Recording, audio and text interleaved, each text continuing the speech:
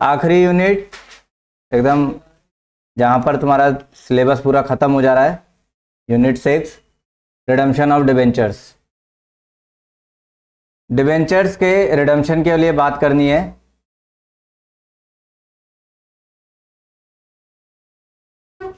क्या कर रहे हो? देखो तो जब इशू ऑफ डिबेंचर्स पढ़ाया था उसमें एकदम लास्ट में मैंने एक टॉपिक ऐड किया था जो कि तुम्हारे चैप्टर में तो बीच में ही है, लेकिन मैंने उसे लास्ट में पढ़ाया था, और वो था issue of debentures with respect to redemption. है इशू करा जैसे भी किया, फिर रिडीमेबल एट पार और रिडीमेबल एट प्रीमियम वहां पर बताया था ये बात। असल में वो क्या था कि रिडम्पशन करेंगे तो कब करेंगे।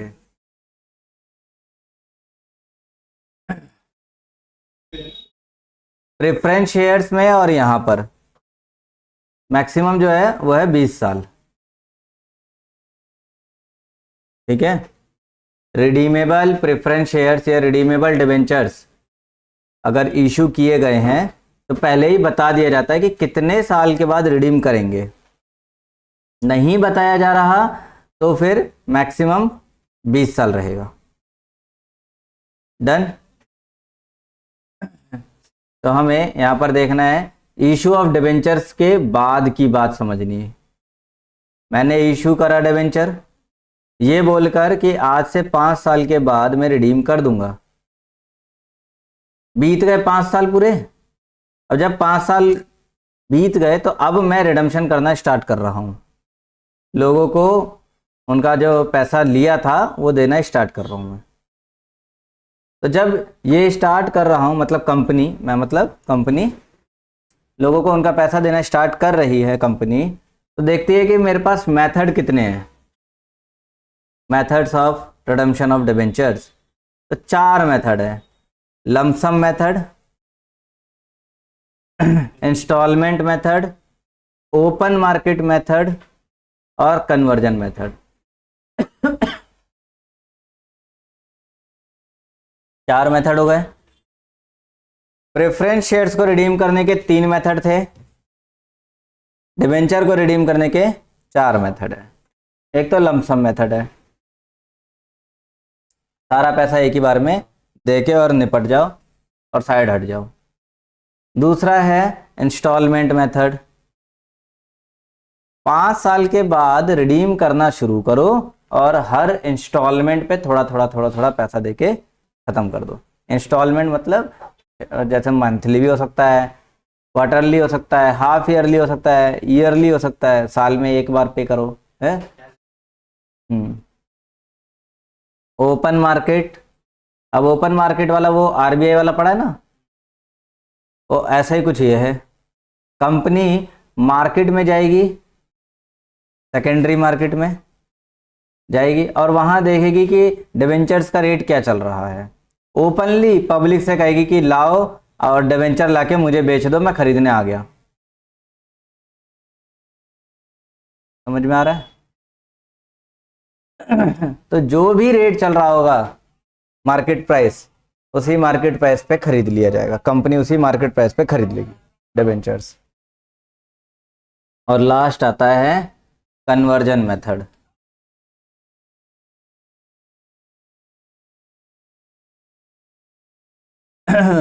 कन्वर्जन मेथड, तो कन्वर्जन में क्या होगा, क्या लग रहा है?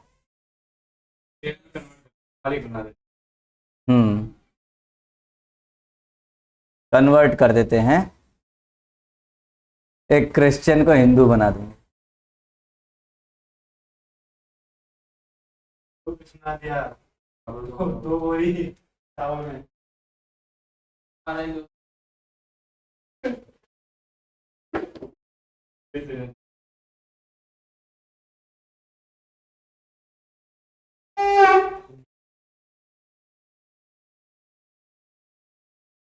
तो कन्वर्जन क्या है कि डिबेंचर को कन्वर्ट कर देंगे इक्विटी में, प्रेफरेंस में या किसी और डिबेंचर में।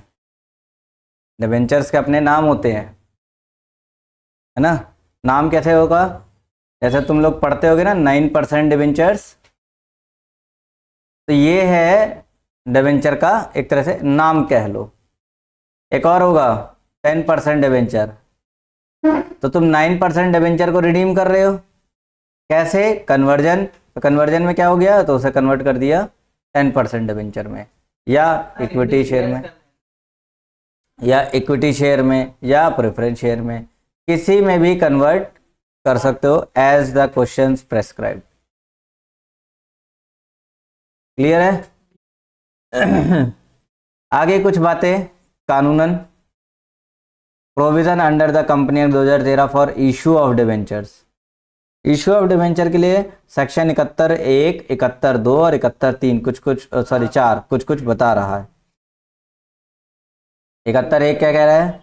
ए कंपनी में issue debentures with an option to convert such debentures into share either wholly और partly at the time of redemption. एक कंपनी शेयर डिवेंचर इशू कर सकती है, इस बात को ध्यान में रख के कि वो ध्यान में रख, क्या रखना, वो एक ऑप्शन बना के चलती है कि आगे फ्यूचर में कन्वर्ट करना पड़ा तो कर देंगे, चाहे फुल्ली चाहे पार्टली, कितना भी, जैसा भी जरूरत हो।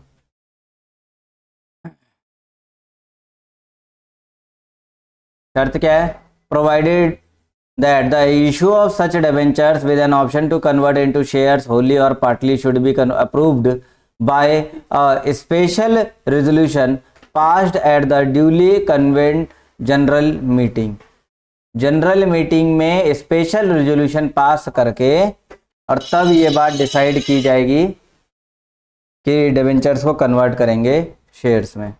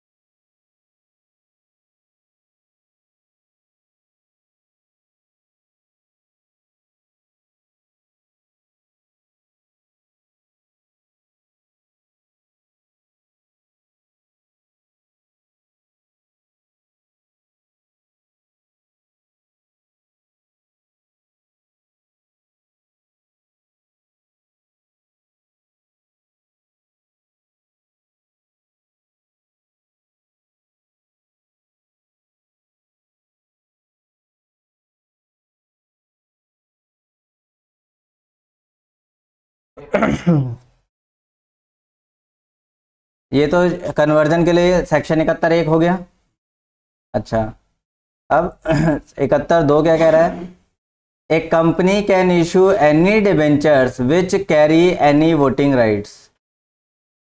कंपनी कोई भी ऐसा डिवेंचर इशू कर सकती है जो चाहे तो वोटिंग राइट रख सकते हैं। Which carry any voting right, कोई वोटिंग राइट होगा उनके पास। और 71(4) कहता है where debentures are issued by a company then the company should create a debenture redemption reserve, जो कि ये बहुत इंपॉर्टेंट है। जब भी एक कंपनी को डिवेंचर रिडीम करने होंगे, रिडीम कह रहा हूँ, इशू करने होंगे, जब एक कंपनी डिवेंचर इशू करती है तब उसे डीआरआर बनाना पड़ेगा। जैसे वहां पीछे सीआरआर था, account out of the profit, out of the profit, इस लाइन का मतलब भी समझ गए होगे, of the company available for payment of dividend and the amount credited to such account should not be utilise for any purpose other than the redemption of debentures. जब debenture issue करे तो हमने डीआरआर बना दिया। अब ये DRR का जो अमाउंट है ये सिर्फ और सिर्फ रिडम्पशन ऑफ डिवेंचर में ही इस्तेमाल किया जा सकता है और कहीं नहीं। प्रेफरेंस में हमने देखा कि सीआरआर बना रहे थे और इस सीआरआर का इस्तेमाल हम कहाँ कर सकते थे, बोनस शेयर इशू करते वक्त, याद आया, और उसके अलावा कहीं नहीं। इसी तरह डीआरआर का इस्तेमाल कर सकते हैं डिवेंचर को रिडीम करते वक्त।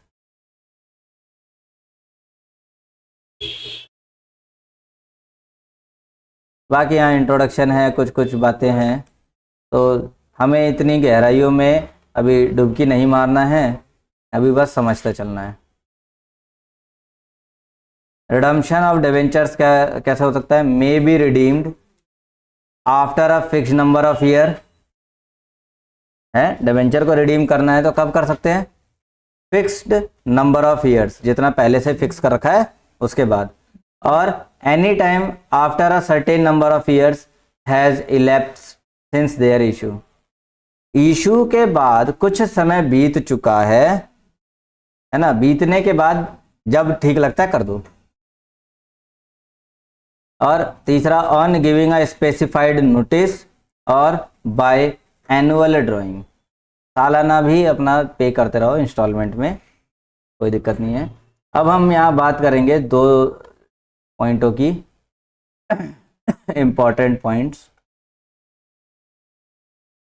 इंपॉर्टेंट क्या है यहाँ, एक है डीआरआर और एक और आता है डीआरआई।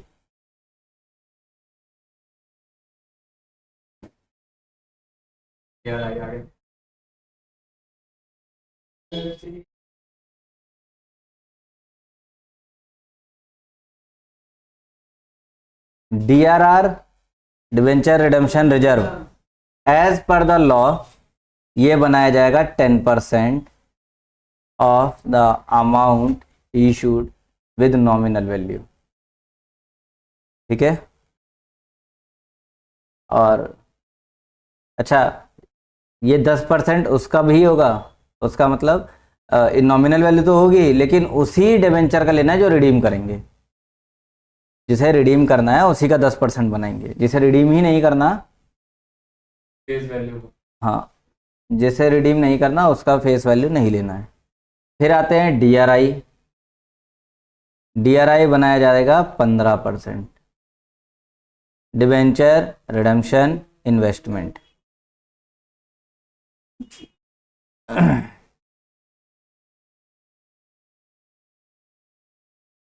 डिवेंचर रिडेम्पशन इन्वेस्टमेंट 10% ये रहेगा, 15% ये रहेगा। चलो अगली क्लास में आगे का।